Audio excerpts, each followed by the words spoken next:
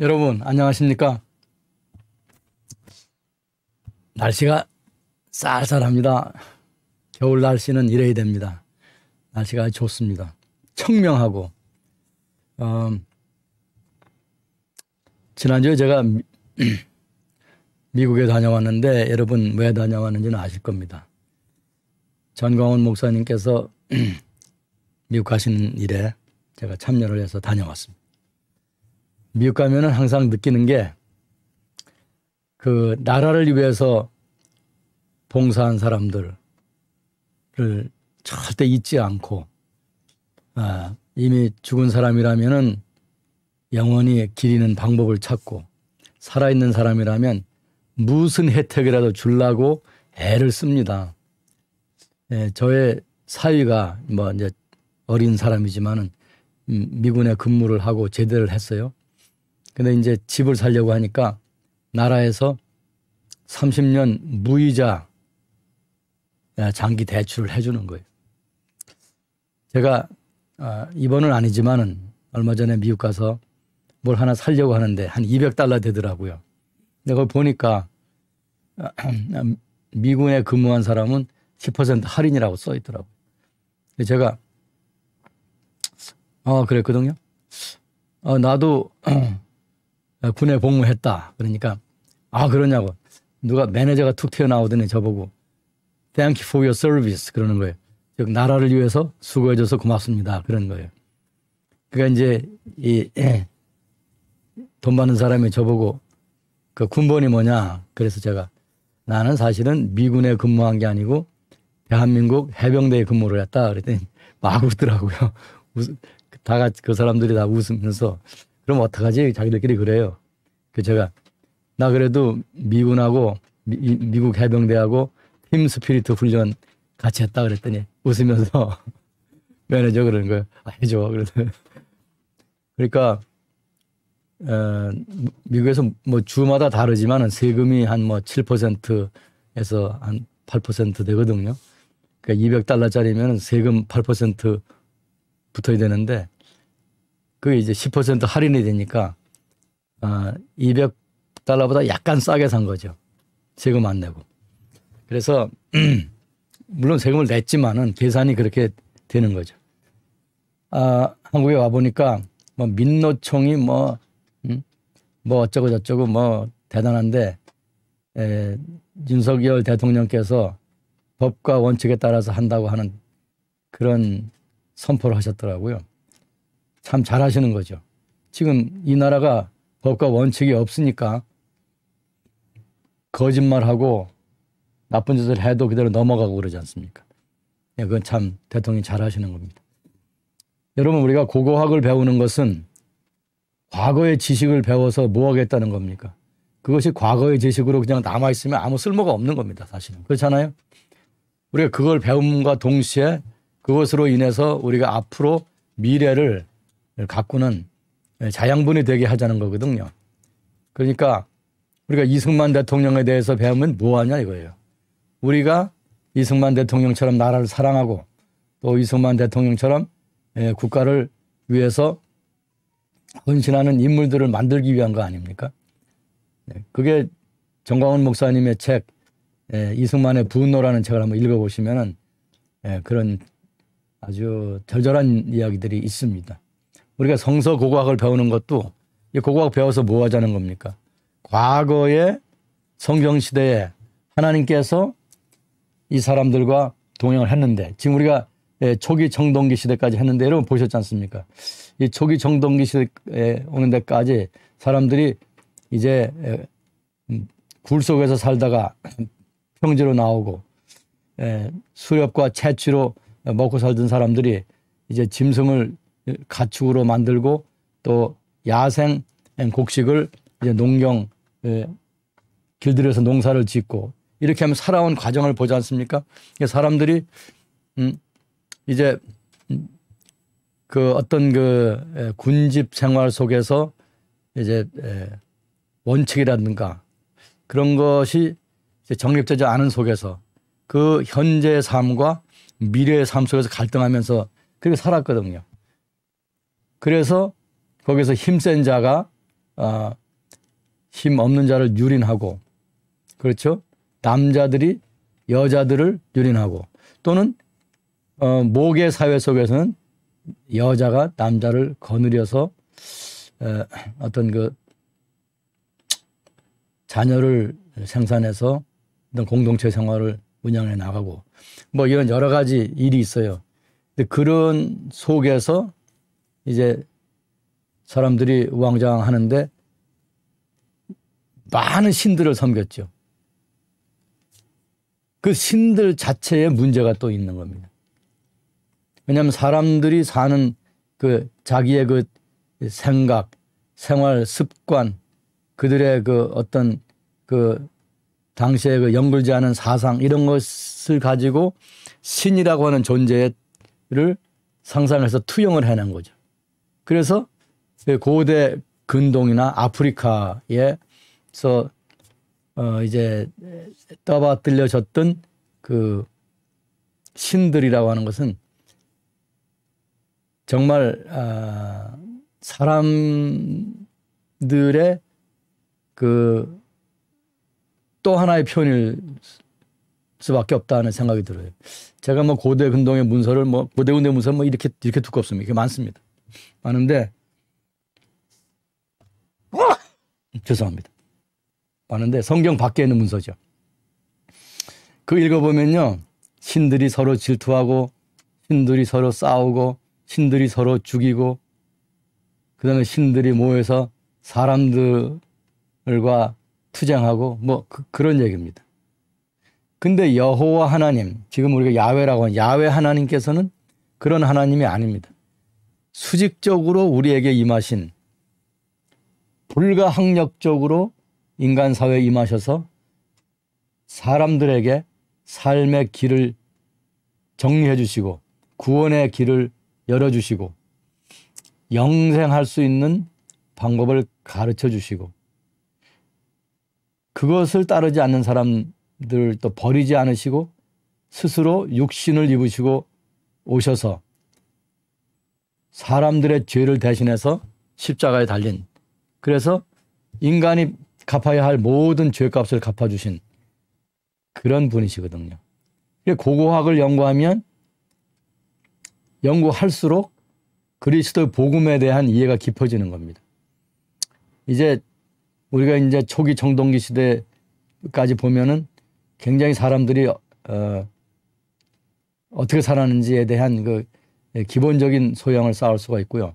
그 다음에 이제 중기 청동기 시대로 들어가면서 우리는 이제 아브라함 시대와 연결을 짓게 되거든요. 그러면서 좀 더 이제 깊이 들어갈 수 있습니다. 여러분, 고고학을 연구하는 것은 우리의 삶에서 미래를 가꾸는데 굉장히 중요한 자양분을 얻을 수 있는 그런 길이라고 하는 것을 생각하시고 공부를 계속해 주시기를 바랍니다. 기도하겠습니다. 여호와 아버지 하나님, 하나님께서 우리와 함께 하시고 좋은 계절을 주셔서 감사드립니다. 저희들이 먹고 자고 쓰고 하는 일에만 골몰하지 말고, 물론 그것이 중요한데 그러나 우리는 짐승이 아니므로 거기에서 끝쳐서는 안 되겠고, 하나님께서 우리와 함께 하시고 하나님께서 우리를 사랑하시고 하나님께서 우리가 영원히 함께 하시기 원한다고 하는 그것을 깨달아서 우리의 사역과 우리의 삶이 좀 더 하나님 안에서 깊어지고 아름다워지고 정결해질 수 있도록 이 학문을 연구할 때에 저희들이 열심을 다하게 하시고 깨달음이 있게 하옵소서. 우리 청교도 신학원에서 수고하시는 모든 하나님의 종들에게, 교수님들과 직원들, 그리고 돕는 모든 분들에게 하나님께서 은혜 위에 은혜로 함께하여 주옵소서. 오늘 공부할 때에 우리 한국에서뿐만이 아니라 미국이나 다른 해외에 나가서 수고하면서 일하는 형제들이 이 공부에 참여합니다. 그들에게도 하나님 함께 하시고 우리 모두가 이 공부를 통해서 하나님 나라에 더 가까워지는, 그리고 성경을 더 잘 이해하게 되는 좋은 일들이 있기를 원합니다. 예수님의 이름으로 기도하옵나이다. 아멘. 자, 여러분, 우리 초기 청동기 시대, 이 초기 청동기 시대가 이제 1, 2, 3, 4, 1, 2, 3, 4가 있는데 4기가 있는데 이제 학자에 따라서 1, 2, 3 이렇게 하고 4기를 초기 청동기 시대가 아니라 중기 청동기 시대 1로 보는 학자들이 있다고 그랬습니다. 저는 이제 이 초기 청동기 4기를 중기 청동기 1기로 보는 학자들과 뜻을 같이 합니다. 그래서 이제 우리가 이 초기 청동기 시대 1을 마쳤고 2와 3을 지금 한꺼번에 묶어서 합니다. 그래서 시간이 조금 더 걸리는데 아마 다음 시간에는 초기 청동기 시대를 다 끝내고 이제 그 다음 시간에는 중기 청동기 시대에 들어가서 1월이 되면은 아마 후기 청동기 시대로 들어갈 겁니다. 이렇게 시대가 흘러가면 그때 점점 이제 성경하고 엮이는 것이 많습니다. 왜냐하면 성경의 기록을 보면 이게 철기 시대, 후기 청동기 시대, 철기 시대로 들어갈수록 이제 그 기록이 많이 나오기 때문입니다. 기록이 없는 것을 이제 유추해서 할 수는 있는데 그것은 이제 좀 고고학을 많이 연구를 하는 과정에서 있어야지 이 개론 처음에 이제 이 고고학의 그 용어들과 방법론과 그리고 시대 구분과 그리고 그 각 시대에 어떤 그 문화가 있었냐 또 사람들이 어떻게 살았냐 이 기본을 배워야 되는 이때에는 그거를 이제 그렇게 막 늘어놓으면 안 되거든요. 제가 지금 여러분들에게 이 강의를 해드리는 것은 전 세계 어디를 가도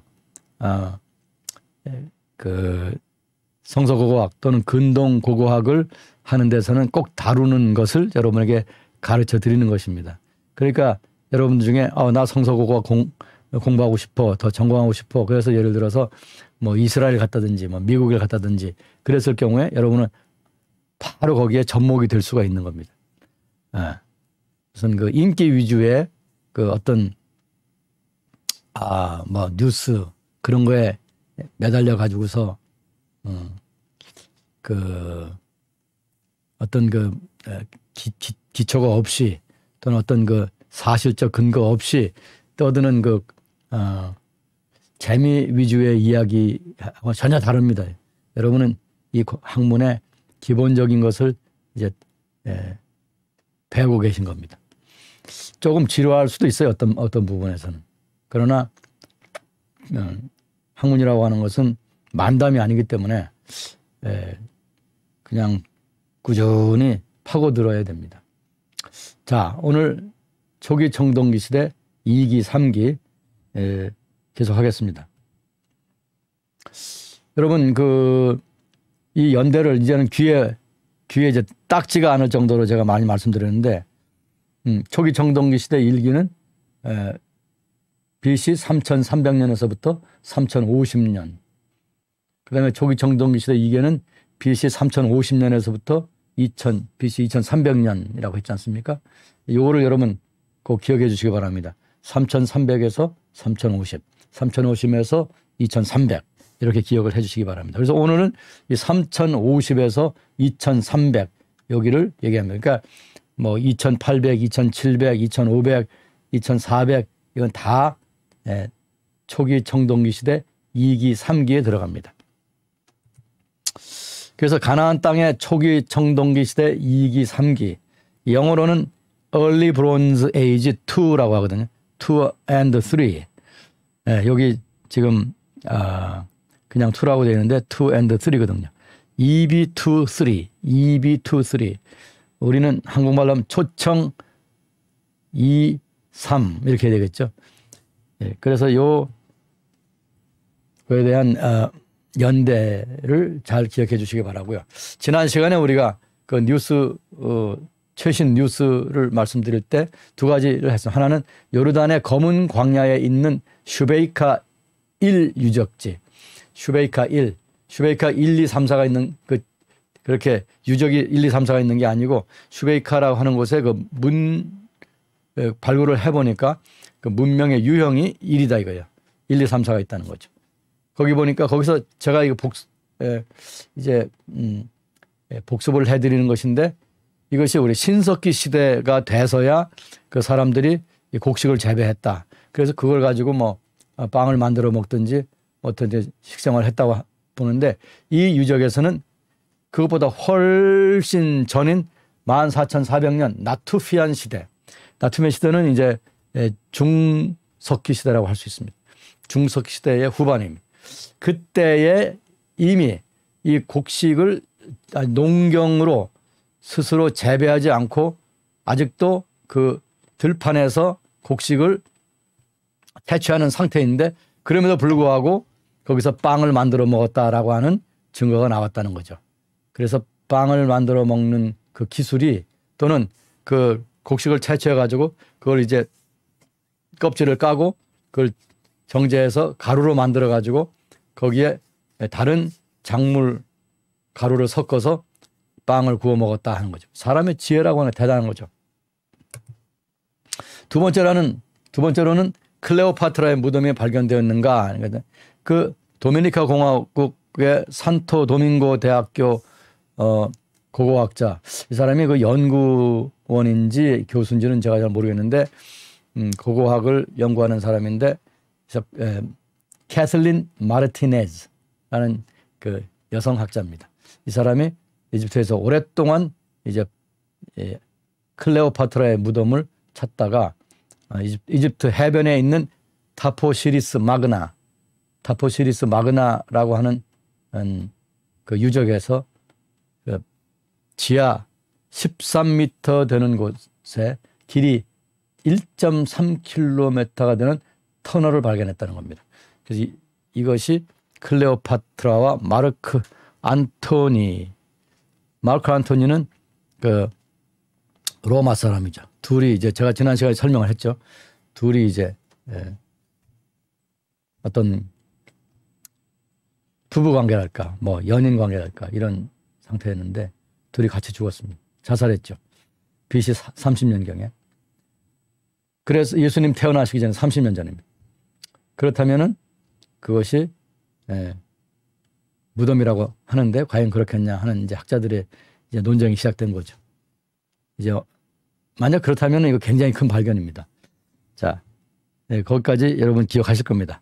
그러면 오늘부터 가나안 땅의 초기 청동기 시대 이 삶에 대해서 계속하겠습니다.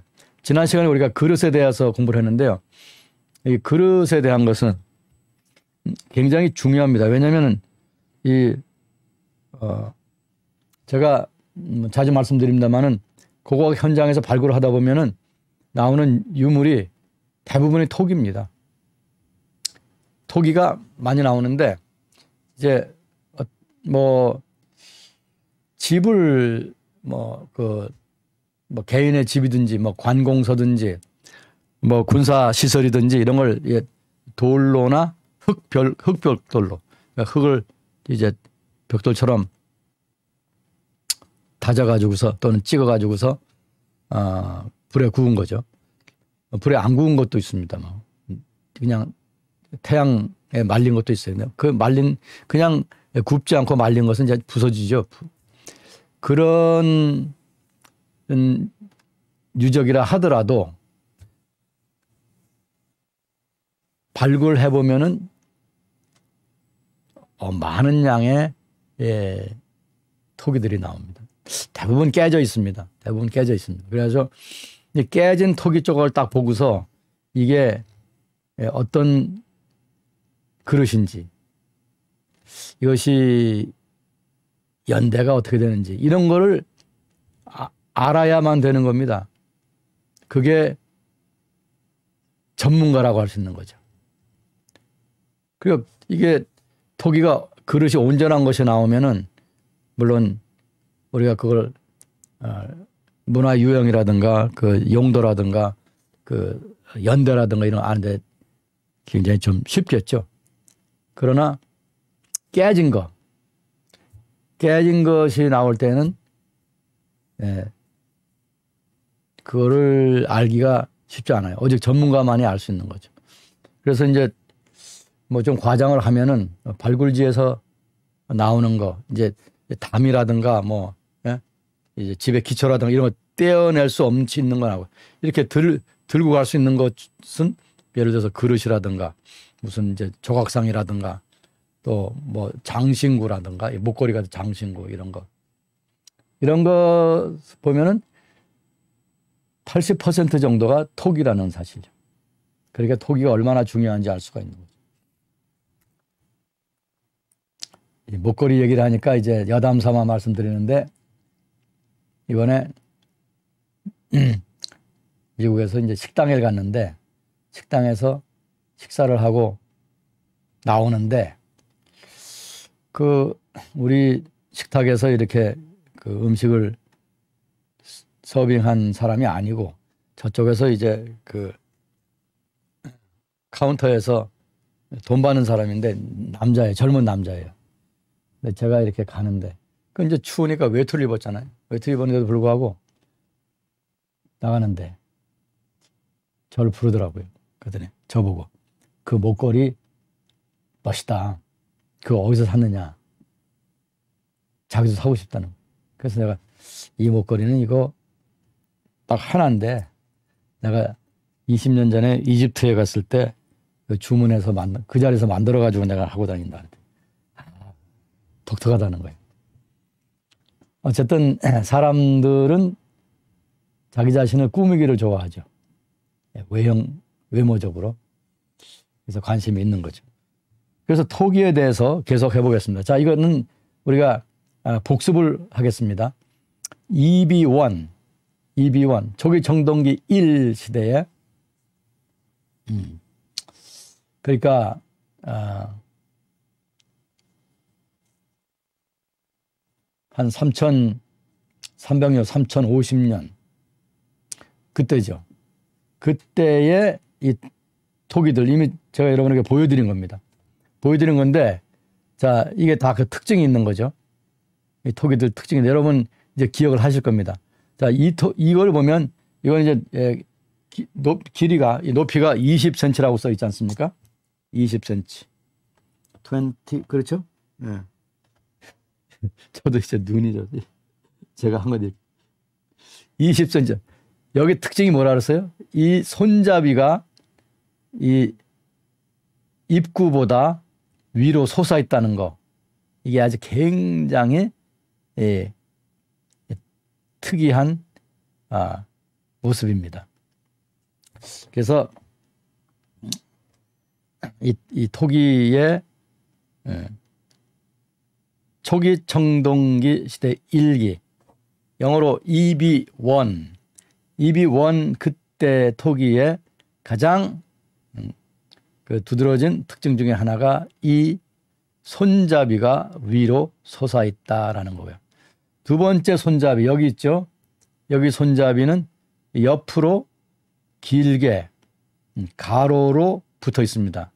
이거를 영어로는 레지 핸들이라고 하네요. 레지라고 하는 것은 이렇게 창문 턱처럼 뭔가를 이제 올려놓을 수 있는 그런 그것을 레지라고 그래요. 레지.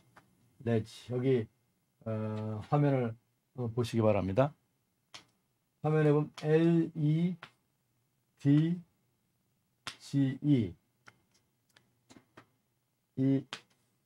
오케이. 레지 핸들.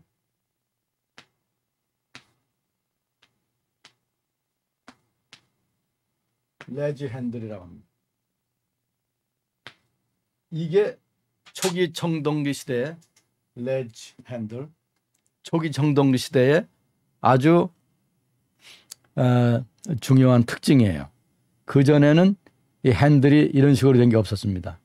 다시 그 토기를 보면서 그 레지 핸들의 모양을 여러분이 감상을 하시겠습니다. 이겁니다. 이게 길지요, 이렇게. 이게 여기에도 보면은 이렇게 핸들이 손잡이가 길게 되어 있습니다. 그렇죠? 여기 지금 이 그릇은 이게 높이가 이것도 높이가 20cm네요. 이 정도. 그러니까 이게 대접인데 작은 대접이 아닙니다. 이건 큰 대접인데 이 대접의 손잡이가 이렇게 돌아가면서 있는 겁니다. 여기 있고 여기는 보니까 이게 손잡이가 4개가 붙어 있는 것 같아요. 그러니까 이 핸들을 이제 토기가 개발된 거는 신석기인데 신석기 시대를 거쳐 신석기 그다음에 석동기를 거쳐서 1000년 이상의 시간이 걸린 거죠. 그 다음에 여기 와서 이런 손잡이를 만들기 시작한 거예요. 자, 여기에 이 손잡이도 이제 초기 청동기 시대에 새로 나온 거죠. 여러분 다 기억을 하실 겁니다. 제가 이 4개를 한꺼번에 놓고 여러분들에게 이제 일목요연하게 이제 기억을 상기시켜 드리는 겁니다. 그러면 여기서 보면은 이 손잡이는 옆으로 되어 있지 않고 위로 수직으로 떠 있습니다. 그러니까 이거를 잡기가 힘들겠죠. 그러니까 이거는 손으로 잡으려는 손잡이가 아니라 여기에 노끈을 꿰어서 이 그릇을 나무에 달든지 어디에다 걸어 놓으려고 하는 그런 목적으로 만든 손잡이라고 할 수 있는 거죠. 그 다음에 특징이 여기에서 보면은 이 입구가 있는 요 밑에 목이 이렇게 길어지는 겁니다. 물론 이제 토기를 만들면 당연히 이제 목이 생겨요. 목이 생기지만은 이 초기 청동기 시대 가서 이 목이 길어지는 경향이 나타났고요. 그 다음에 이제 아주 중요한 건 뭐냐면 이 항아리를 보시면요.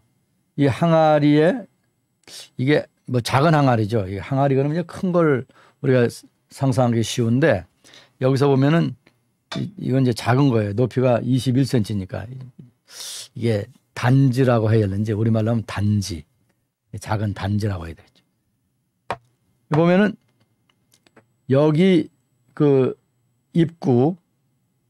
입구가 밑에 바닥보다 넓어요. 여기도 마찬가지입니다. 여기 보면 바닥이 좁은데 위에 입구가 넓어요. 그래서 이게 균형 감각이 뛰어난 토기다라고 볼 수 있는 거죠. 밑에가 넓고 위에가 입구가 좁아야 이게 안정적으로 쓰러지지 않는데 이거는 밑에가 좁거나 둥근 모습이면 이게 쓰러지겠죠. 그러니까 물론 지금 요 단지하고 이 단지 2개는 밑에 바닥이 이제 평평한 겁니다. 평평한 건데 위에 입구보다 좁아요. 그러니까 입구보다 약 반 정도밖에 안 돼요. 반. 그러니까 이 그릇이 굉장히 그 균형을 잘 유지하고 있는 그릇이다. 즉 넘어지지 않는다 그런 얘기죠. 그걸 만든 사람이 그 균형 감각을 정확하게 가지고 있었다라고 볼 수가 있겠죠. 이 대접도 보면은 대접은 당연히 이제 위에 입구가 이거를 우리가 그 한국말로는 주둥이 또는 뭐 아가리 그런 말을 쓰는데 이 주둥이 또 이 입구 하여튼 여러분 무슨 제가 입구라고 하면 이게 무슨 말인지 아시겠죠? 그 입구보다 대접은 당연히 밑에가 이제 좁은 경향이 있어요. 그건 지금도 마찬가지죠. 근데 이런 그릇들을 만들 때에 정확하게 대칭이 돼서 넘어지지 않도록 했다고 하는 것은 좋은 거예요. 근데 이 그릇을 보면 이 그릇이 이 돌리는 그 기구 물레랄까 녹노 성경은 녹노라고 나오는데 녹노라고 할까 이런 것이 지금 없이 이거 손으로 빚은 거예요. 이 그릇을 보면 초기 청동기 시대 보면 그릇들이 대부분 손으로 빚은 겁니다. 그래도 이게 대칭이 되게 잘 만들었어요. 여기 가운데를 이렇게 그어서 이렇게 보면은 양쪽으로 대칭이 잘 된다. 그 다음에 이제 우리가 또 생각할 것은 이 표면 처리입니다. 표면 처리가 이게 제가 두 가지 표면 처리가 있다고 했죠. 하나는 이 큰 붓으로 이제 페인트를 찍어서 전체적으로 바른 거. 그걸 뭐라 그랬어요? 그거를 슬립, SLIP, 슬립이라고 했습니다. 그다음에 이제 작은 붓으로 이렇게 그림을 그린 거. 이게 그거를 페인팅이라고 했습니다. 페인팅. 근데 이것이 이제 그 붓으로 바르는 경우도 있고 붓이 아니고 예를 들면은 이제 페인트가 아닌 경우도 있습니다. 페인트가 아니고 흙인데 이러면 이제 토기를 만드는 흙의 색깔이 뭐 이제 갈색인 경우도 있고 누런색인 경우도 있고 그런데 다른 색깔의 흙이 있습니다. 그러니까 예를 들어서 뭐 빨간 색깔의 흙이 있다 또는 노란 색깔의 흙이 있었어요. 그럼 이제 청동기 시대 이제 주로 빨간색인데 빨간 색깔의 흙을 아주 불순물을 제거하고 잘 빻아서 그다음에 물에 잠궈서 이제 굵은 입자는 다 걸러내고 아주 밀가루 같이 좋은 입자만 걸러내 가지고 그걸 이제 물에 풀어요. 물에 풀면은 이것이 이제 물감이 되는 겁니다. 그럼 이 토기를 만들어 가지고 아직 이제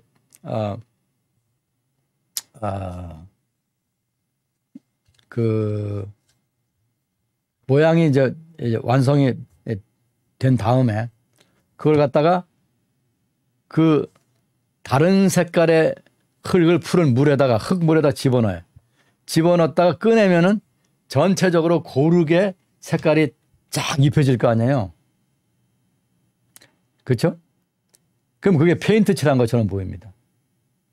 그런 것을 슬립, SLIP라고 하는 거죠. 그래가지고 지금 여기 보면요, 이런 거 이거는 이제 페인트를 칠한 것 같은데 여기는 색깔이 이거 좀 노란색인지 빨간색인지 이게 색깔이 좀 보시기에 따라서 좀 붉은색으로 보이기도 하고 좀 약간 노란기가 있는 그런 색으로 보이기도 합니다. 그래서 그렇게 딱 해서 말린 다음에 이제 불에 구워요. 불에 구워서 이게 나올 때 뜨끈뜨끈할 때 가죽 우리가 쉽게 생각하는 이것은 이제 그 구두를 막 천으로 문지르죠. 그러면 광택이 나지 않습니까? 그렇게 되듯이 이걸 가죽 이 쪼가리 가지고 막 문대는 거예요. 그러면은 이게 빨간색 진흙을 발랐는데 슬립을 발랐는데 이게 반들반들해지면서 이제 광택이 나는 거죠. 그러니까 막 그걸 만드는 사람은 바빴을 겁니다. 해가지고 불에 집어넣고 적당하게 이제 온도를 올려가지고 그때 기술로 할 수 있는 최고의 이제 그 온도겠죠. 온도 올려가지고서 그다음에 그것이 구워지는 것을 지키고 앉아서 보고 있다가 다 되었다고 생각할 때 딱 꺼내가지고 뜨끈뜨끈할 적에 그걸 팍 문질러야 되니까 막 손이 굉장히 뜨거웠을 거예요. 아마 오랫동안 문질러야 됩니다. 그게. 이게 그릇이 식어도 아마 많이 문질렀을 거예요.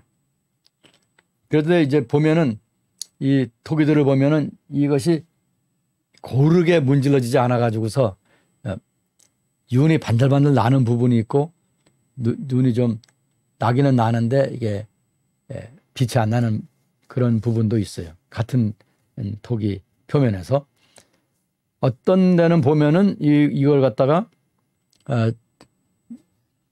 표면이 굉장히 반들반들한 자갈이나 어떤 물체를 가지고 문대 가지고 이것이 균등하게 광택이 나는 게 아니라 어떤 길이 나 있어요. 길이 이렇게 그 문지른 대로 길이 나 있는. 그래서 길이 나 있는 나는 부분은 광택이 나고 길이 안 난 부분은 광택이 안 나고 그래서 광택이 나고 안 나고 나고 안 나고 이렇게 돼가지고 무늬처럼 보이는 그런 그릇도 있어요. 물론 이제 우리가 발굴을 하고 나면 이것은 새 그릇이 아니죠. 옛날에 오래 쓰다가 이제 흙에 묻혀 있던 거기 때문에 이렇게 꺼내 보면은 광택이 이제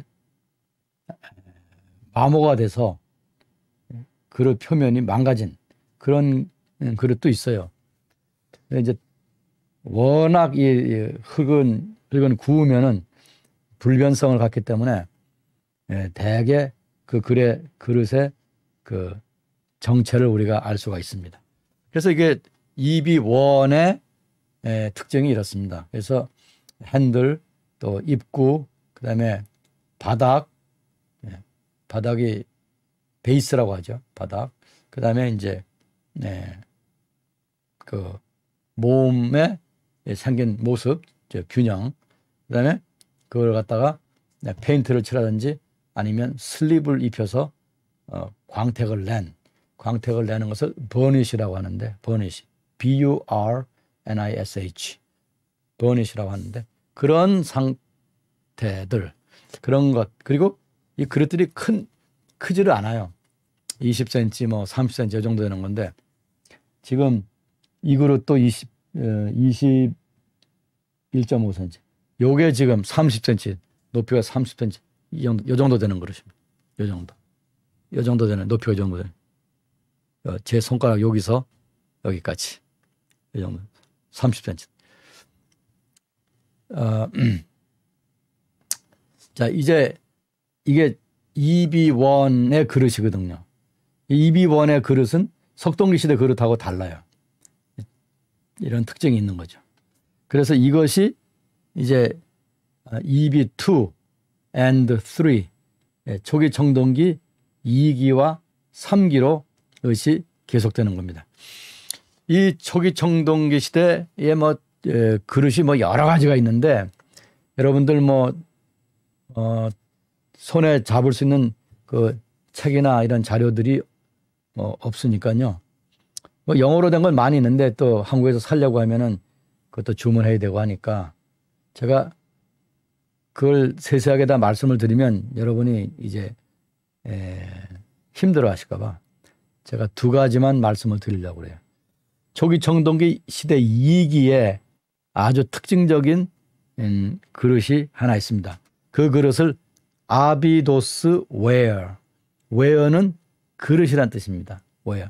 우리가 하드웨어 그러지 않습니까? 컴퓨터를 하드웨어 그러지 않습니까? 하드웨어란 말은 단단한 그릇이란 뜻입니다. 그 다음에 그 컴퓨터 안에 집어넣고 쓰는 그 프로그램을 우리가 소프트웨어라고 그러죠. 소프트웨어. 소프트웨어는 부드러운 그릇, 즉 이거를 컴퓨터에다 깔았다가 또 지웠다가 할 수 있다 이거죠. 그래서 융통성이 있는 그릇이다. 그래서 소프트웨어라고 하거든요. 이 웨어라고 하는 단어는 재미있습니다.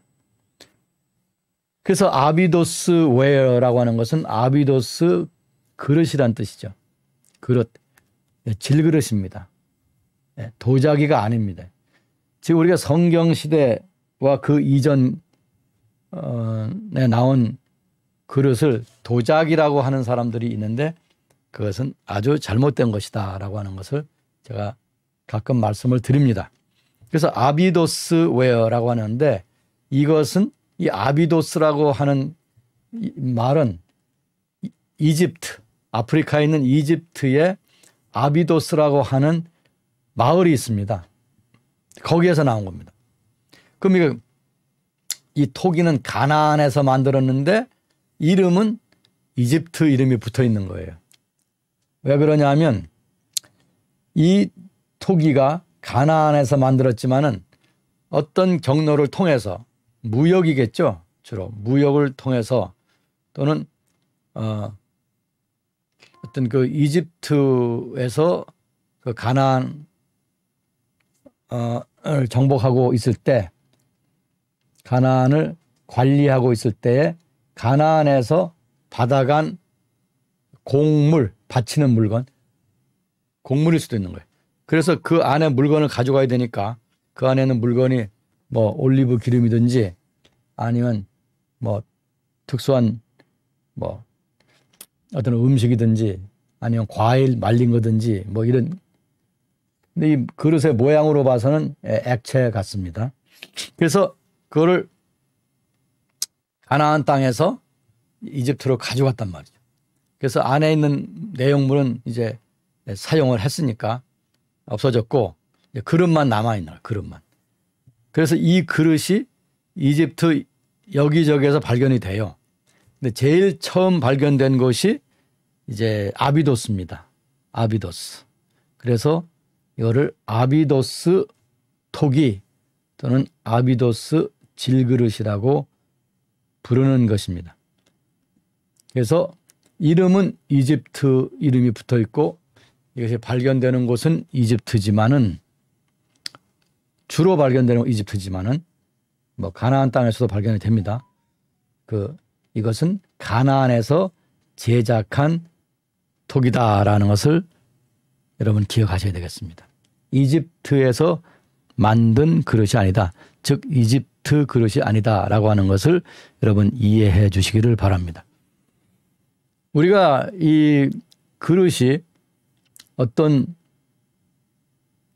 지역에서 만들어졌냐 하는 것을 연구할 때는요.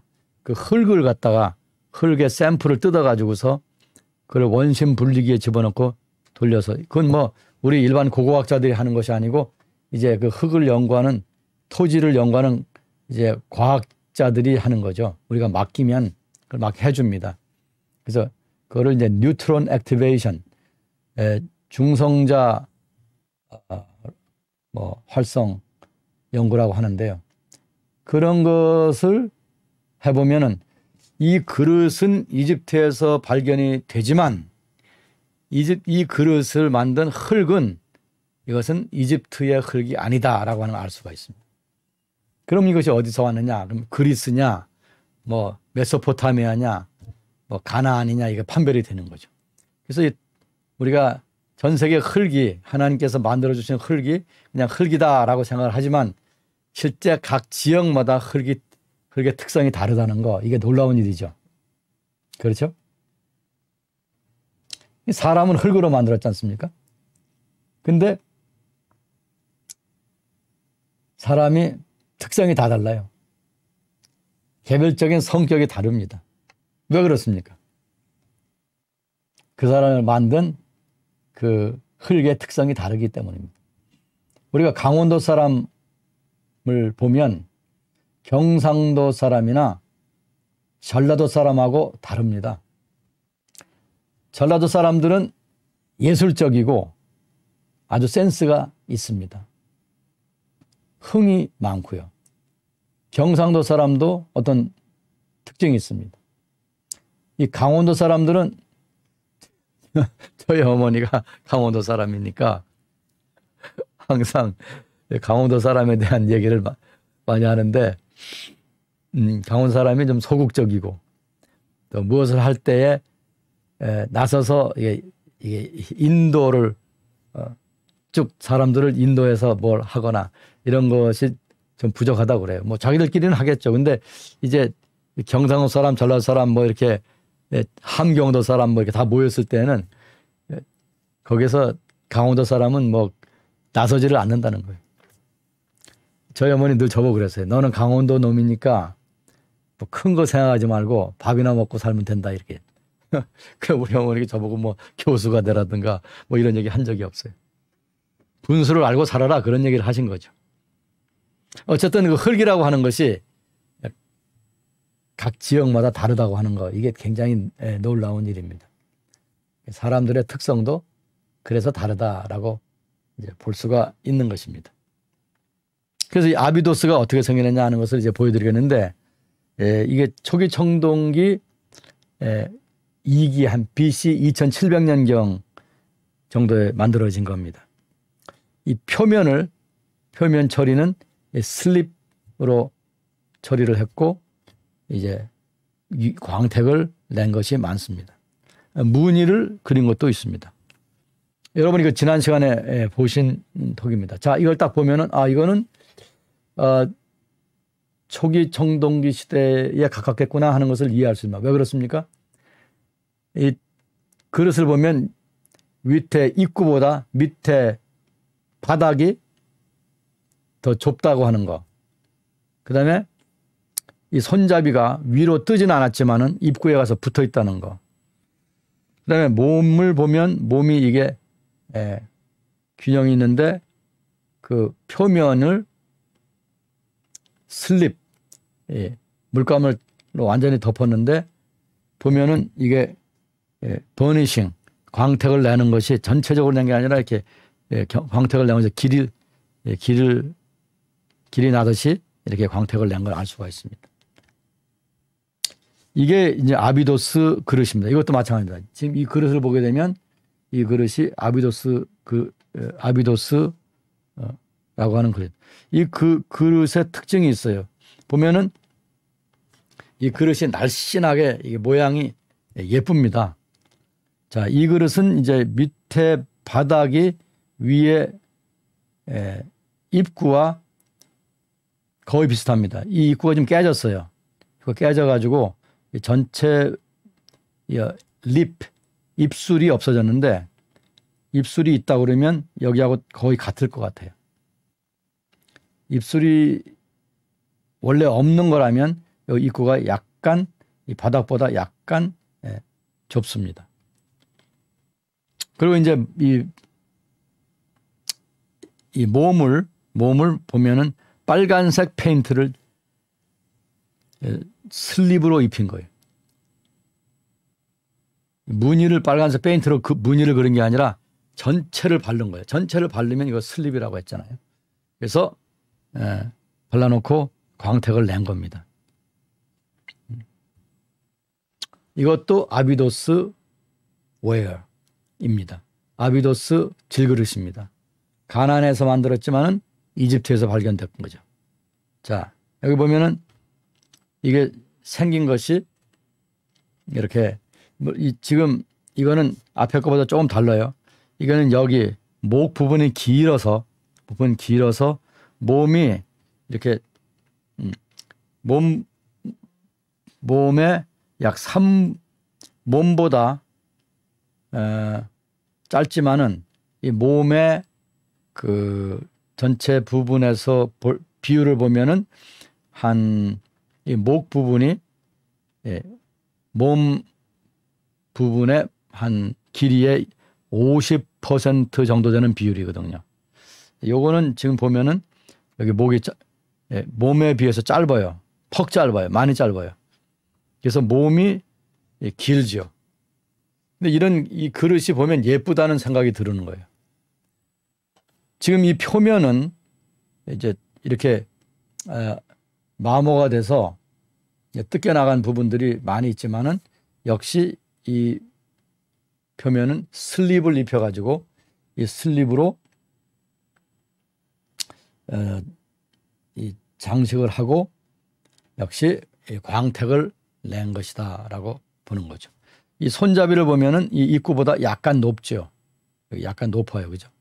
약간 높으니까 이런 것은 초기 청동 시대의 특징이다라고 할 수 있죠. 자, 이것을 이제 그 윗부분과 아랫부분을 보여드리기 위해서 사진을 2장을 더 첨가를 했습니다.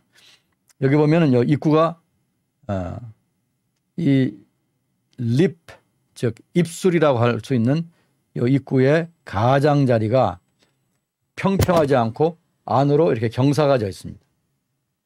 그래서 무엇을 따를 적에, 액체를 따를 적에 이런 그릇은 이제 고체를 넣는 그릇이 아니라 완전히 닫힌 그릇이거든요. 입구가 좁아서 닫힌 그릇. 입구가 넓으면은 열린 그릇인데 이 닫힌 그릇에는 주로 액체를 넣는 것입니다. 기름이랄까 또는 술이랄까 이런 거. 뭐 술도 뭐 아주 고대에 개발이 됐거든요. 그러면 그 입구를 보면 입구의 모양이 안쪽으로 이렇게 경사가 졌다. 그래서 입술이라고 하는 것이 퍼져 있는 입술이라고 하는 것이 안으로 이렇게 오므라드는 모양으로 되어 있다는 것이죠. 그다음에 바닥을 보면 이 바닥이 요게 바닥인데 요 바닥이 요게 평평하죠. 바닥이 요게 평평합니다. 그래서 이거를 바닥 어떤 나무 판이나 아니면 집에 그 바닥에 놓고서 이걸 그릇을 만드는 거죠. 자, 이 그릇을 보면 제가 여러분에게 한번 설명드린 적이 있는데요. 이 그릇은 몇 부분으로 만들어 가지고 조합을 했을까요? 이것은 몸을 몸 여기까지 목 있는 데까지 여기까지 이걸 하나로 만들고, 그 다음에 요 손잡이 또 따로 만들고, 그 다음에 요 목에서 여기 입술까지, 이거 입구까지 이걸 또 따로 하나 만들고, 그래서 이 세 개를 이제 만들어 놓은 다음에, 물론 굽기 전이죠. 불에 굽기 전에 이것을 붙여가지고 하나로 싹 이제 그 이음매 부분에 같은 진흙을 발라가지고 싹 매끈하게 처리를 하는 거죠. 그러면 이게 세 개가 따로따로 만들어져서 있다가 이거 붙인 거라고 하는 것을 일반인은 모릅니다. 이게 이제 엉성하게 되는 경우는 그게 보이는 경우가 있는데, 잘 만들면 이건 모르는 거죠. 그래가지고 그거를 이제 구워서 색깔을 입힌 거죠. 이것도 비슷한 그릇인데요. 이제 우리가 이거는 뭐 아주 BC 2700년 경이니까 굉장히 오래된 그릇인데요. 우리가 이제 우리나라의 그 조선시대의 그릇들, 이조 작이나 이제 청자, 죄송합니다. 백자나 청자를 보게 되면 이 그릇들이 모양이 굉장히 아름답지 않습니까? 모양이. 지금 이 그릇을 보면 이 그릇의 모양이 얼마나 싹 곡선이 흘러가는데 아름다운지. 이제 깨졌어요. 깨져가지고 목이 부러졌었고, 이건 목이 부러졌어요, 여기. 그다음에 손잡이가 떨어져 나갔어요. 손잡이가 없어요. 손잡이 이렇게 있던, 손잡이가 약간 이렇게 위로 있었던 것 같아요. 이게, 그리고 여기 입술이 없어졌어요. 이게 퍽 아름다운 그릇인데 좀 안타깝습니다. 여러분 이렇게 보시면은 어떤 느낌이 들어요? 심미적으로 그릇이 이제 눈을 즐겁게 해줍니다. 옛날 사람들이, 고대인들이 대단히, 우리가 고대인 그러면 물론 이제 신석기나 구석기 시대 사람을 고대인이라고 할 수 있지만은, 이것도 역시 뭐 청동기 시대, 우리 지금부터 5000년 전 사람들이니까 고대인이라고 봐야 되겠죠. 그러니까 이 사람들이 그 미에 대한 감각이 얼마나 특출했는가 하는 걸 알 수가 있습니다. 이건 아마 이 부러진 걸 보면 이제 지금 부러진 게 아니라 옛날에 부러진 것 같아요. 여기 보면 까맣잖아요. 이 까만 것은 이 흙이 이걸 만들어 가지고 불에 구울 때 이게 완전하게 구워지면은 이 색깔이 까맣지가 않습니다. 이게 불완전 연소로 구워지면은, 완전히 구워지지 않으면은 그 흙 색깔이 까만색이 되고 맙니다. 그래서 여기 보면 까맣고 여기는 이제 까맣지 않은데, 아마 요것은 발굴할 때 떨어진 것 같고, 요 부분은 이 손잡이가 제가 볼 때는 이 손잡이가 일부만 부러져 있었던 것 같아요. 여기 붙어 있던 것은 나중에 발굴 과정에서 부러진 것 같고, 여기 붙어 있던 부분은 과거에 떨어져 나온 것 같아요. 이게 지금 여기 흑 색깔이 있지 않습니까? 흑 색깔. 과거에 부러져 가지고 흙이 묻어버리면 이렇게 흑 색깔이 되는 거죠. 그래서 이제 이 토기를 발굴할 때에 우리가 이 곡괭이라든가 이 삽이라든가 이런 도구를 쓰거든요. 이 도구를 잘못 쓰면은 뭐 잘못 쓴다고 하는 것보다도 이제 우리가 알 수가 없죠. 밑에 그 묻혀 있는 거 살살 해야 되는데, 어떤 경우는 살살 해도 잘못해가지고 이제 그릇을 깨는 경우가 있습니다. 이제 그런 이제 그때 참 안타깝죠. 근데 이거는 보니까는 과거에 그 당시대 BC 2700년 그때 부러진 것 같아요. 자, 이것은 이제 새로운 그릇을 보여드리는데요. 여기 보면 이게 레지 핸들이 이게 줄어들어 가지고 손을 잡을 수가 없어요. 잡을 수가 없이 그냥 이런 핸들이 있었다라는 것을 보여줄 정도로만 되어 있거든요. 이런 것을 이제 흔적만 있는 손잡이다 이렇게 부릅니다. 우리. 근데 이 위에 보면 이 입구가 굉장히 넓어요. 이 입술이 무지하게 넓어요. 입술이. 그래서 이게 특수한 그릇입니다. 이게 흰색이 좀 묻어 있는데 이 흰색은 이거는 이제 땅속에 묻혀 있었기 때문에 이제 붙은 거고 원래의 색깔은 빨간색입니다. 이 그릇을 제가 다른 각도에서 좀 보여드리겠습니다. 여러분들이 이 그릇의 입구가 어떻게 생겼는가를 보여드리기 위해서 제가 이 사진을 이제 제시하는데 이 입구가 크고 이 입술이 평평합니다.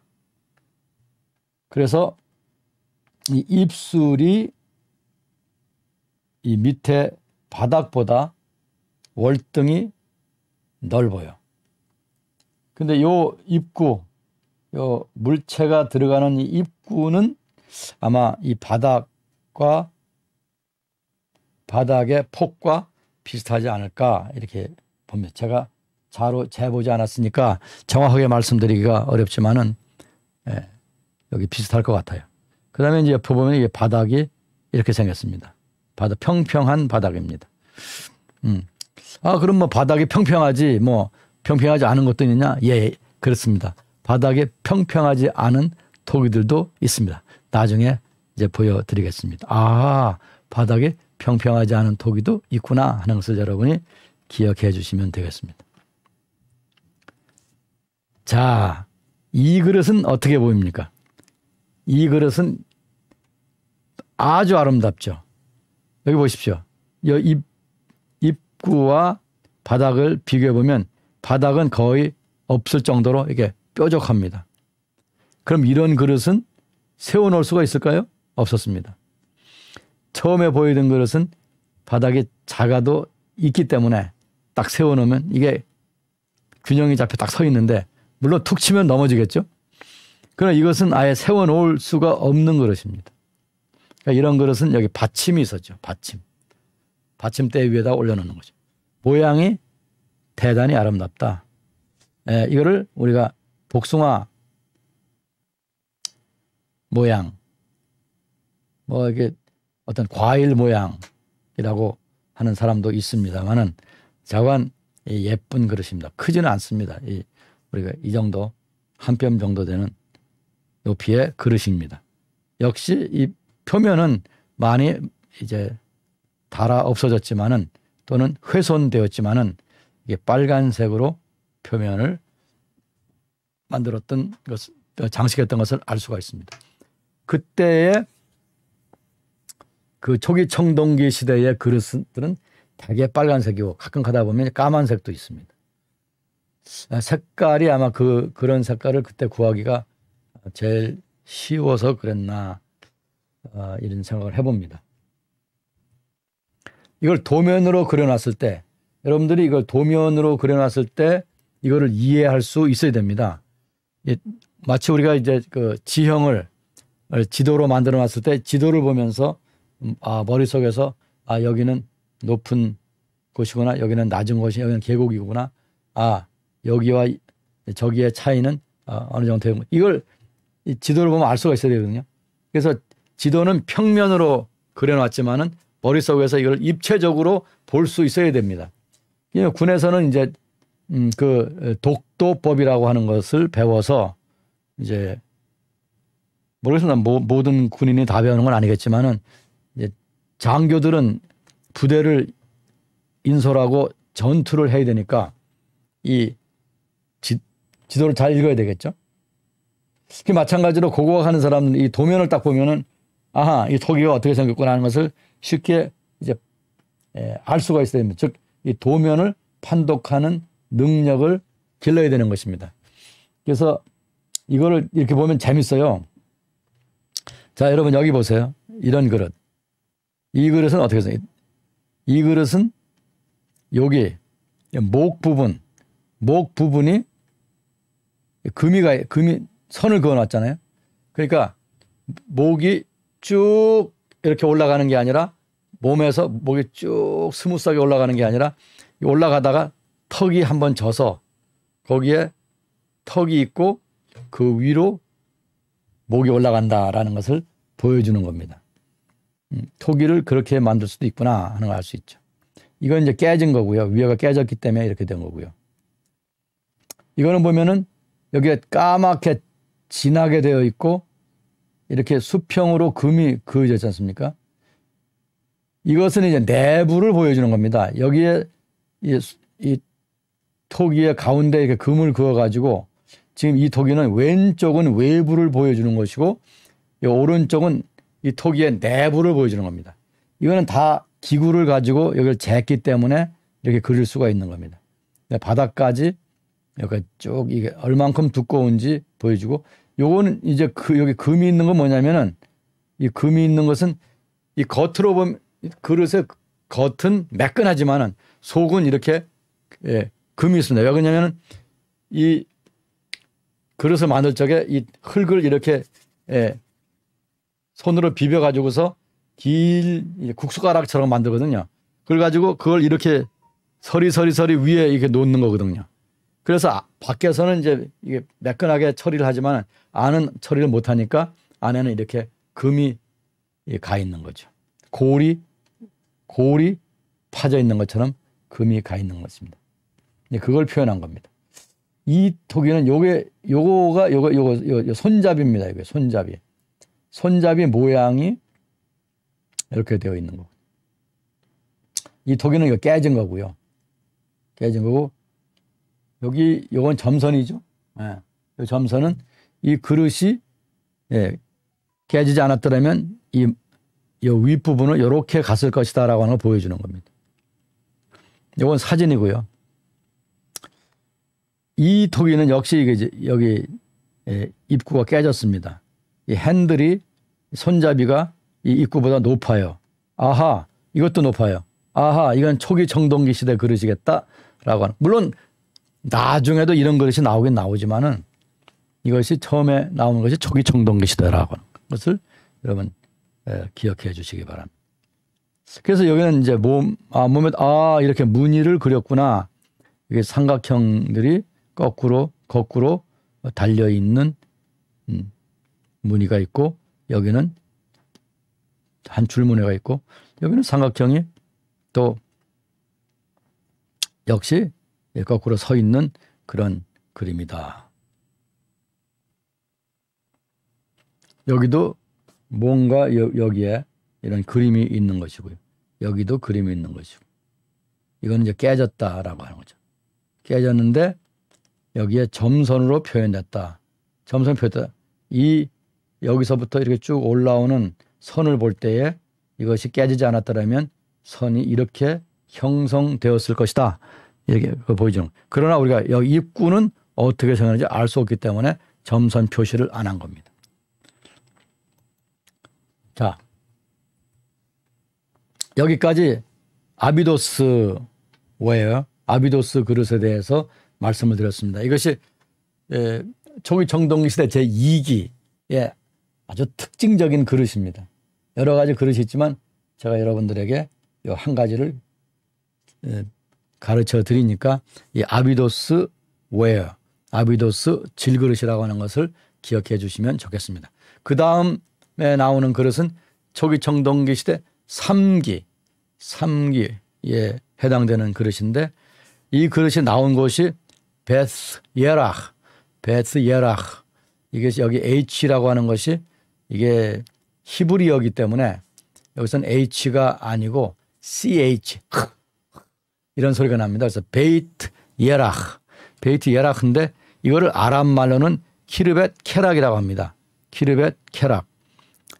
베스 예라흐는 예라흐의 집이다. 이게 예라흐가 뭔지 모르겠습니다만은 우리가 이제 이것은 어떤 설명해 주는 문서가 없고 이 단어의 뜻은 이제 잊혀졌기 때문에 우리가 모릅니다. 근데 베스라고 하는 건 집이라는 뜻입니다. 베들레헴 할 때도 바로 이거를 쓰는 겁니다. 벳셰메시도 이거를 쓰는 거예요. 벳샨도 이거를 이 베스라고 하는 것입니다. 그러니까 이건 집이라는 것인데 예라흐의 집이다. 이거 예라흐가 아마 신일 겁니다. 신. 대개 보면 이 베트라고 하는 것이 붙어 있으면은 뭐뭐 집인데 이제 히브리어에서 보게 되면 왕이 사는 것도 집이라고 했고요. 그다음에 무덤도 집이라고 했고요. 그다음에 개인의 집도 집이라고 했고요. 어떤 큰 관공서도 집이라고 했고요. 집이라고 하는 단어가 거의 그 현세와 미래의 그 모든 그 어떤 거주 사람이 들어가 있는 것은 다 베트라고 한 거예요. 그러니까 무덤도 이제 사람 시체가 들어가 있으니까 베트라고 한 거죠. 근데 이제 일반적으로 그 무덤 뭐 이런 거 신전 이런 거 말고 이 지명에 베트가 붙어 있을 경우에는 그것이 대개 어떤 신을 섬기던 곳입니다. 예를 들면 벳엘이라고 하죠. 벳엘. 벳엘은 즉 하나님을 섬기던 집이다 이런 뜻이죠. 벳엘. 벳엘. 그래서 예를 들면 벳쉐메시. 벳쉐메시 그러면 쉐메시는 태양입니다. 태양을 섬기던 곳이다. 그래서 태양 신전이라는 뜻입니다. 그게 태양 신전. 근데 이제 베들레헴이라는 말이 있죠. 베들레헴. 그래서 뭐 사람들이 레헴이라고 하는 것이 빵이다. 그래서 빵집이다 그러는데 그건 천만의 말씀이에요. 그렇게 뭐 지명에 빵집이라고 붙이는 게 있는 게 아니고 그래서 뭐 베들레헴이 과거에 뭐 곡식을 많이 생산하는 곳이라는 둥 뭐 배고픈 사람들한테 빵을 주신 예수님이라는 둥 뭐 이렇게 엉뚱한 얘기를 하는데 그게 아니고 이 레헴이라고 하는 것은 아마 발음이 라함이라고 해야 되지 않나. 그리고 이것이 고대의 가나안 사람들이 섬기던 신이었다라고 보네요. 라함 신전이라고 하는 것이죠. 그래서 이제 이제 언어 연구를 하면은 뭐 재미난 것이 많이 있는데요. 하여튼 여기 예라흐가 뭔지를 모르겠어요. 근데 베트 예라흐 이거를 아랍 말로 키르벳 케락이라고 합니다. 그래서 키르벳 케락에서 나온 즉 베이트 예라흐에서 나온 그런 그릇이다 그런 것입니다. 제가 이런 것을 이 베트라는 걸 설명을 해드리는 이유는 여러분들한테 이제 그 부가적인 지식을 가르쳐 드려야 이거를 종합적으로 이해하는 도움이 되기 때문입니다. 우리가 이제 신학대학에서 공부를 하면 이제 뭐 고고학만 가르치는 게 아니고 또 대학에서 공부를 하면 고고학을 배워도 또 다른 죄송합니다. 인접에 또 다른 교수님들이 가르치는 이제 히브리어 과목이나 뭐 원전 강독 그래서 히브리어 성경 본문을 이제 히브리어로 읽는 그런 것이기 때문에 이것을 배우니까 고고학 교수가 이걸 설명을 할 필요가 없지만은 우리가 지금 우리들의 현재 상황에서는 제가 설명을 해드릴 필요가 있다고 봐서 설명한 겁니다. 그래서 키르벳 케락이라고 하는 것인데 이거 갈릴리 호수 지도지 않습니까? 갈릴리 호수입니다. 갈릴리에 있는 갈릴리 호수인데 이제 여기에 디베리아가 여기 있습니다. 그래서 디베리아를 끼고 사는 사람들, 이 지역에 사는 사람들 이걸 디베리아 호수라고 부르는 거죠. 원래 갈릴리 호수인데 게네사렛이 여기 있습니다. 그래서 게네사렛 쪽에서 여기 갈릴리 호수를 말하는 사람들 이걸 게네사렛 호수라고 말하는 거죠. 그래서 이제 이름이 여러 가지가 있어요. 근데 이 갈릴리 호수의 바로 이 남서쪽 여기에 베이트 예라흐가 붙어 있습니다. 아랍 말로는 키르벳 케락가 붙어 있는 거예요. 유적이 여기에 있습니다. 그래서 제가 이 유적을 좀 보여드리겠습니다.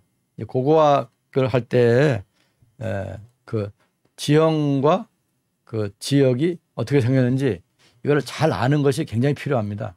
그래야 이제 유물의 성격을 이해하거나 또 그 유물이 다른 데서 나오는 유물과 비슷할 때 그 지역 간의 특성을 연결시킬 수가 있기 때문입니다. 자, 이게 여기가 갈릴리 호수입니다. 여기가 갈릴리 호수고 여기가 갈릴리 호수의 호반인데 이제 그 해안선이죠. 그 호반선이죠. 그리고 이만큼 굉장히 넓은 지역이 이게 베이트 예라흐입니다. 그러니까 현재는 유적인데 굉장히 커요. 요거는 이제 강물인데 갈릴리 호수에서 물이 이쪽으로 빠져가지고 이렇게 개울처럼 흘러가고 있는 거죠. 이렇게 여기 와서는 양쪽으로 흩어져 있죠. 그래서 이거는 마치 섬처럼 요 부분이 마치 섬처럼 되어 있습니다. 이 갈릴리 호수 오른쪽에 있는 갈릴리 호수와 왼쪽에 있는 즉 서쪽에 있는 이 개울 사이에 이 유적이 있는 것입니다. 현대 도로는 이 검은 선이 이게 현대 도로입니다. 그래서 이 키르벳 케락 이거를 베트예라흐 웨어라고 안 하고 키르벳 케락 웨어라고 합니다. 이제 이것을 발견한 1950년대에는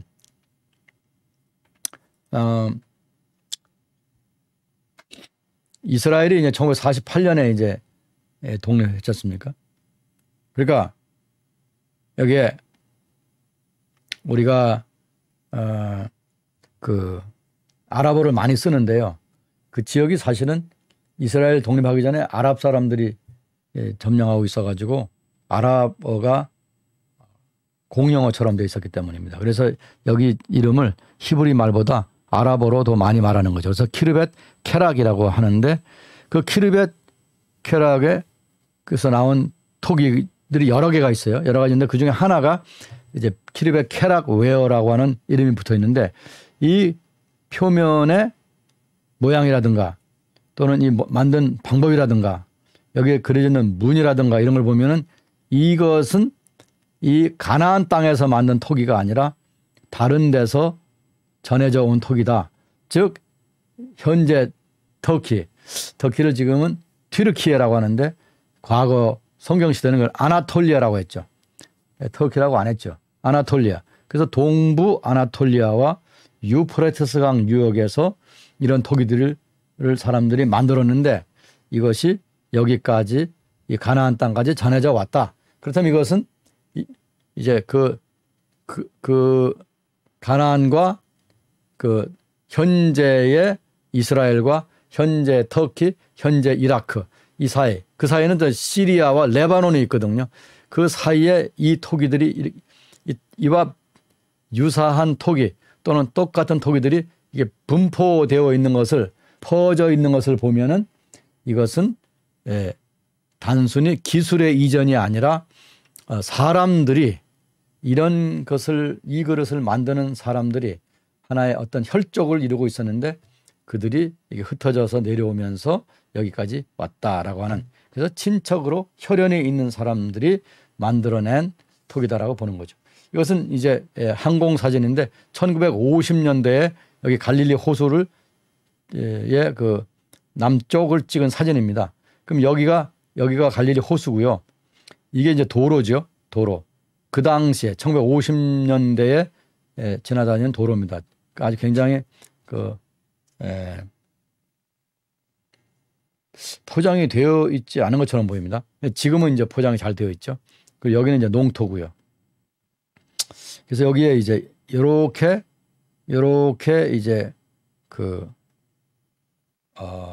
이 갈릴리 호수물이 빠져가지고서 이게 개울물이 되는 거죠. 여기서 이제 갈라져가지고 이렇게 둘이 갈라진 거. 요게 베디에라크인 거예요. 이만큼. 베디에라크. 여러분이 그 컴퓨터에 잘 보이는지 모르겠습니다. 근데 사진이 칼라 사진이 없더라고요. 흑백 사진밖에 없어서 제가 이거를 여러분들에게 보여드립니다. 이건 현대 지도, 현대 위성 사진으로 만든 구글 지도에서 보여주는 겁니다. 여기 오른쪽이 갈릴리 호수고요. 여기 현대 도로 90번 이스라엘의 90번 도로입니다. 이게 지나가고 있고 여기 이제 농토인데요. 사람들이 지금 여기 살고 있죠. 여기 마을을 이루어서 이렇게 살고 있는데 여기 보면은 이렇게 그 물이 이렇게 개울이 되어 옛날 그 개울은 그대로 있습니다. 여기가 현재 베이트 예락 히브리 말로 히브리어 지도에는 이것을 지금은 베이트 예라흐로 되어 있습니다. 이스라엘 사람들이 이스라엘 나라에서 만든 것은 베이트 예라흐라고 지명이 표시 여기 이렇게 되어 있어요. 베이트 예라흐라고 표시가 되어 있습니다.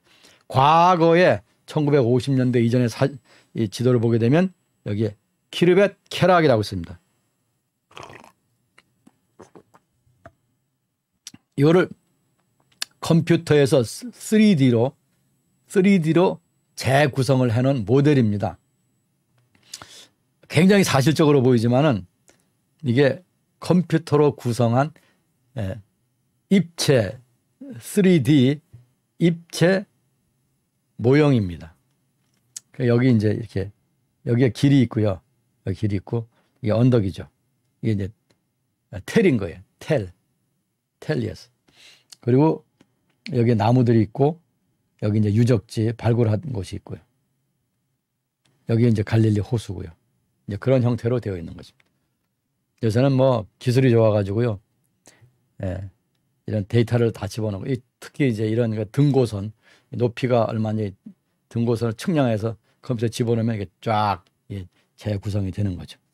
현재는 이제 거기 올라가서 사진을 찍어보면 이렇게 되는 겁니다. 저는 이제 그 뭐 오래된 얘기입니다만 이제 학생들을 데리고 그때 학생들 제가 예루살렘 대학에서 예루살렘에 있는 예루살렘 대학에서 고고학을 가르칠 적에는 학생들이 다 90%가 이제 미국 사람들이고 그다음에 이제 일부가 프랑스 뭐 영국 독일 또 뭐 유대인 뭐 아랍 학생도 있고요. 한국 학생도 있었고요. 그래서 여기 베디에라크 학생을 데려가서 이제 이건 뭐 그때는 이미 발굴이 1950년대에 발굴했던 것이 그대로 이제 발굴지가 남아 있었고요. 나중에 제가 한국으로 오고 난 후에 2010년경에 제가 한국으로 영국 귀국한 것은 2002년인데요.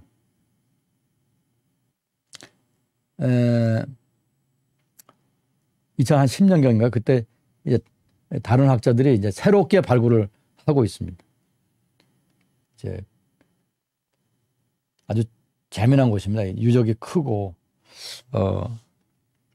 갈릴리 호수에 붙어 있으니 생활 환경이 좋은 곳이니까 여기에 삶이 풍족했던 것 같아요.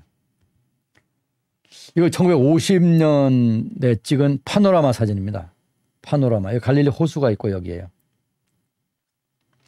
뭐 지금도 파노라마 카메라가 귀하죠. 근데 이제 파노라마 사진을 찍어가지고 줬는데 이게 이제 그 갈릴리 호수 옆에 있는 산이고 저기 여기 이거 산입니다. 여기. 그다음에 이게 유적이에요. 이게 이만큼 발굴 중에 찍은 것 같아요. 이걸 이제 북쪽에서 남쪽으로 내려다보고 찍은 사진인데,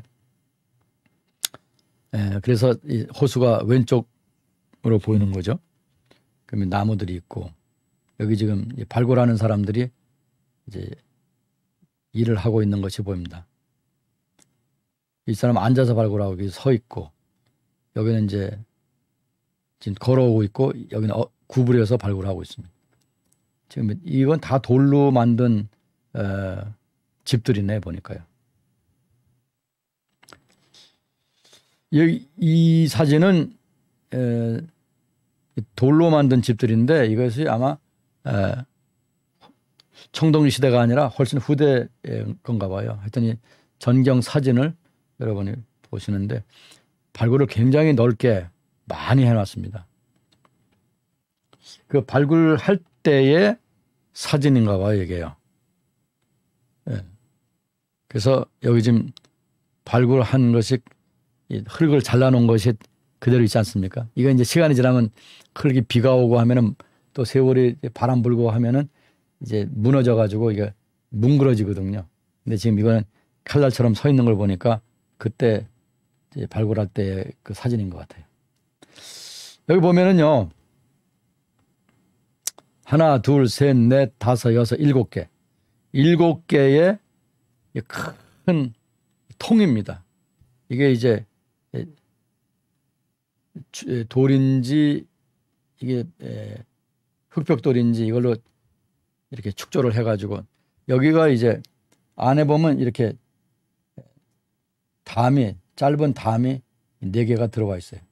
이렇게 양쪽이 다 마찬가지입니다.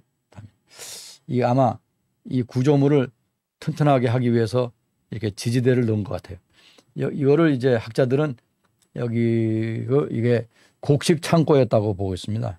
곡식을 여기다가 많은 양의 곡식, 이게 과학적인 데이터가 숫자가 있는데 제가 뭐 그걸 여러분들이 알 필요가 없으니까 그냥 이게 큰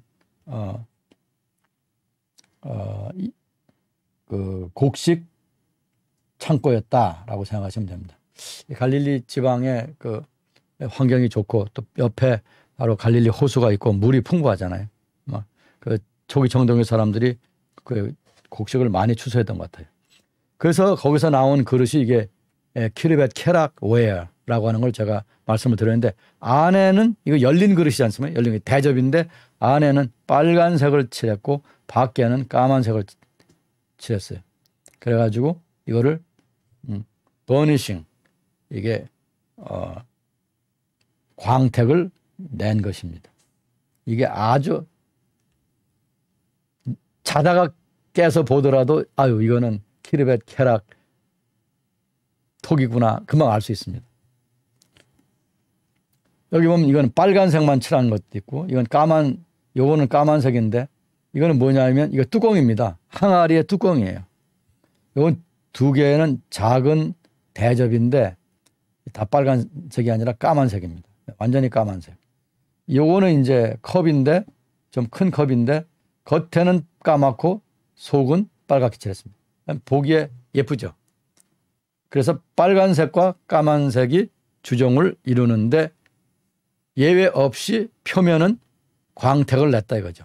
그래서 여기 보면 지금 이게 광택 때문에 빛이 나고 있습니다. 여기도 빛이 나고 있습니다.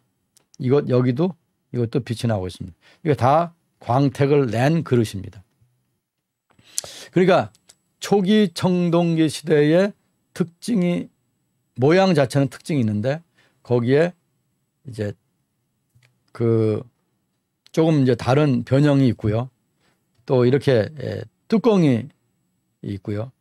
우리가 발굴을 해보면 뚜껑들이 있었을 텐데 뚜껑이 나오는 경우는 아주 드물어요. 근데 지금 이 초기 청동 시대의 키르벳 케락 그릇은 이 뚜껑이 좀 나오는 편입니다. 자, 이거 아주 아름다운 그릇이죠. 보면은 이게 열린 그릇 대접인데 여기에 이렇게 심을 박은 것처럼 골이 파져 이게 리지라고 하는 것은 산맥 같은 거죠. 산맥 같은 것이 이렇게 있다는 거죠. 예. 보기 좋게 딱 대칭이 되게 문양을 넣은 거죠. 그런데 이 그릇은 역시 손으로 만든 겁니다. 이 돌아가는 이 휠이라고 하는 또는 농로, 물레라고 하는 그 위에 놓고 이게 돌린 게 아닙니다. 돌린 게 아니라서 이게 대칭은 되지만 이 그릇 자체가 이게 모양이 매끈하지가 않은 거예요. 좀 매끈하지 않다고 하는 것은 딱 100% 균형이 잡히지 않았다. 여기 보면 여기에는 좀 올라갔고 여기 좀 내려갔고 이게 모양이 약간 들쭉날쭉한 거죠. 이거를 이제 여러분들이 도면으로 보시면은 제가 도면을 여러 개 가져왔는데 여러분 이걸 다 보여드릴 시간은 없을 것 같아요. 자, 바로 이것이 이렇게 표현된 겁니다. 요 리지가 글쎄 이걸 한국말로 뭐라고 해야 될지 모르겠어요.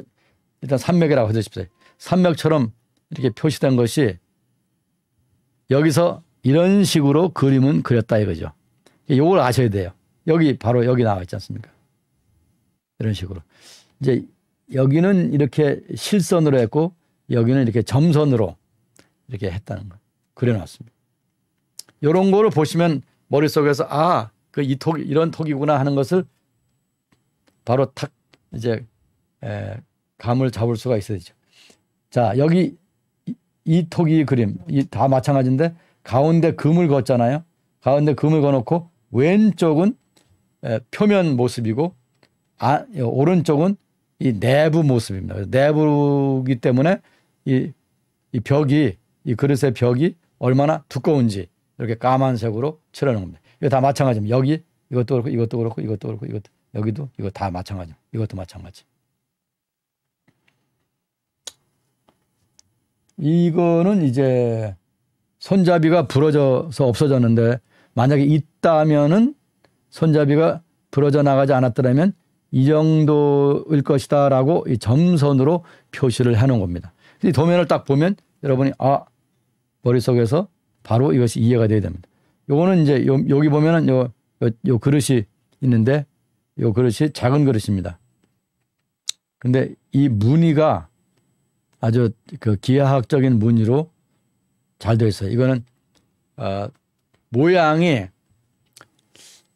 일종의 잔이죠. 네, 잔인데 여기 손잡이가 있지 않습니까? 여기 이걸 손잡이라고 하지 않고 이제 foot, 네, 영어로는 foot, 발이라고 합니다. 발이라고 하는데 이걸 하여튼 손을 잡아서 마시게 되어 있죠. 요거는 날아가는 새를 형상화한 것인지 모르겠고요. 의자처럼 생겼지만은 의자는 아니고 어떤 그들이 알고 있는 어떤 물체죠. 여기 점선으로 표현되어 있는 것은 여기 요 안에가 이렇게 파져 있다라고 하는 것을 보여주는 거죠. 이렇게 파져 있다. 여기서 점선이 여기 점선이 같잖아요. 요거는 이제 안에를 보여주고 싶은데 이 무늬 때문에 안에를 그릴 수가 없으니까 이렇게 점선으로 이 벽의 두께가 어느 정도라고 하는 걸 보여주고 있는 거죠. 그 다음에 여기 입술은 여기에 경사지게 잘라져 있다라고. 이거는 이런 토기는 여기 두 부분으로 만들었어요. 이걸 한꺼번에 하나로 만들지 못해요. 요 부분을 따로 만들고 요 위에 부분을 따로 만들어서 이게 그걸 붙인 겁니다.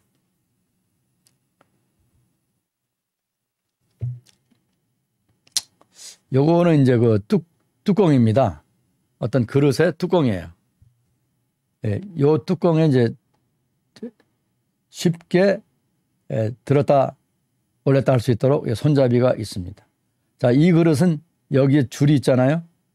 이 몸에서 목으로 아주 매끄럽게 올라가는 게 아니라 여기서 턱이 한번 진 다음에 올라가는 특수한 그릇입니다. 그러니까. 자, 이 그릇들 보면 이 그릇들은 여기 색깔이 이제 검게 칠해져 있죠. 이거는 이게 페인트가 칠해져 있다는 것을 보여주는 겁니다. 다른 그릇들도 이제 물론 페인트가 칠해져 있을 거예요. 근데 표현을 안 했는데 이거는 이제 다른 문양이 아무것도 없고 그러니까 페인트가 이렇게 칠해졌다고 보여주는 겁니다. 그리고 이건 두께가 이렇게 이 정도다 하는 것으로 까만 실선으로 그려놓은 것입니다. 자, 이것은 이거 비슷한 건데 이거와 비슷한 그림이죠. 그런데 불구하고 달라요. 어떻게 다르냐면 바로 여기에 이렇게 까만색 페인트가 칠해져 있다. 여기 이거 안 칠한 것은 요거는 이제 안에 내부를 보여주기 위해서 안 칠한 거고 원래 페인트 칠이 이렇게 불완전하다는 것을 말하는 건 아닙니다. 이 내부를 보여주려고. 내부의 두께가 이렇다 이거죠. 여기에 페인트가 여기 빨간 페인트가 이렇게 칠해졌고 밑에도 빨간 페인트 칠해져 있고 몸 대부분은 빨간색이 아니라 까만색으로 칠해졌다는 걸 보여주는 거죠. 그 다음에 여기에 이렇게 리지가 있다 하는 것을 보여주는 거죠. 그래서 이런 그림을 딱 보면은 머릿속에서 사진으로 본 것처럼 이게 몸이 나타나야 되는 겁니다. 시간이 많지 않아서 제가 특수한 거 하나 보여드리는데 이게 뭐냐면은 이게 화덕입니다. 화덕. 이 위에다가 그릇을 올려놓게 되어 있습니다.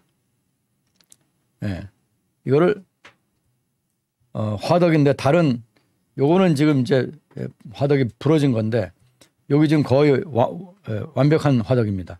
화덕 보면 여기에 이게 기둥이 있고 이게 흙으로 만든 거예요. 이게 동그랗습니다. 이게 반 원형으로 되어 있는데 여기가 기둥이고 여기 기둥이 이제 부러져 나갔기 때문에 그리지 않았어요. 여긴 그대로 있기 때문에 그랬어요. 위에서 내려다보면 이렇게 원형이에요. 타원형이네요. 타원형. 그러니까 이 부분이 여기고 이 부분이 이겁니다. 여기 구멍이 있어요. 환기 잘하라고 구멍이 있습니다. 이 위에다가 이와 같은 단지를 올려놓든지, 그러니까 그때로 말하면 솥인 거죠. 솥을 올려놓은 거죠. 이 그릇은 입구가 구멍이다. 즉 입술이 없이 그냥 구멍이 뻥 뚫려 있다. 옛날에 우리나라 요강처럼 되어 있다고 생각하시면 되는 거죠. 그리고 요거는 뚜껑입니다. 뚜껑. 그래서 이 그릇을 여기에다가 올려놓고, 이거 화덕인데 화덕을 영어로 이걸 and iron이라고 그래요. and iron. 여기다 올려놓고 그다음에 국이든지 물이든지 넣고 이 밑에 여기다가 나무나 연료를 넣고 불을 뗀다 이거죠. 그래서 뚜껑을 여기 올려놓는 거죠. 이게 BC 한 2800년경에 화덕으로 요리하는 모습인 거예요. 재밌죠?